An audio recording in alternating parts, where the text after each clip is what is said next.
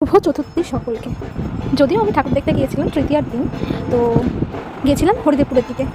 ৪১ পল্লী থেকে বেরিয়ে Vivekananda park, athletic club, Ajay সংগতি, আরও একটা দুটো ঠাকুর দেখলাম।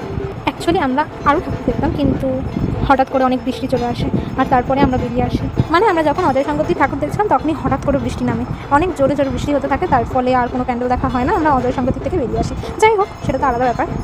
Hi guys, welcome back to my channel, welcome back to a fresh new mini blog. So তোমরাও কারা কারা তৃতীয়ার দিন বেরিয়েছিলে প্যান্ডেল দেখতে এবং প্যান্ডেল দেখতে গিয়ে বৃষ্টিতে ভিজে গেছো, অবশ্যই আমাকে বলো। হরিদেবপুরে কোনো প্যান্ডেলেই সেরকম কোনো লাইন টাইন দিতে হয়নি, এমনি ঢুকতে পারা গেছে।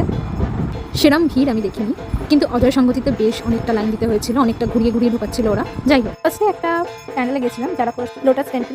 প্যান্ডেলের ভিতরটা সব কিছু খুব ভালো লেগেছে। তারপর ওখান থেকে বেরিয়ে আমরা চলে গেছিলাম বিবেকানন্দ পার্ক, অ্যাথলেটিক ক্লাবে। ওদের এবছরের থিম বায়োস্কোপ। খুব ভালো হয়েছে, বিশেষ করে দুর্গা ঠাকুরটা তো অনেক বেশি সুন্দর হয়েছে। অন্য দুর্গা ঠাকুরের থেকে অনেকটা অন্যরকম লেগেছে আমার কাছে, খুব ভালো লেগেছে দুর্গা ঠাকুরটা। তারপরে গেছিলাম অজয় সংগতিতে। ওরা নারী শক্তিটাকে দেখাতে চেয়েছে, নারীরা প্রত্যেক দিন কী করে, কীভাবে সংগ্রাম করে নিজেদের দিনটা কাটায়, এরকম করে ফুটিয়ে তুলতে চেয়েছে, যেটা অনেক ভালো লেগেছে, যেটা সত্যি বাস্তবে হয় সেটাই ফুটিয়ে তুলেছে দুর্গা ঠাকুর।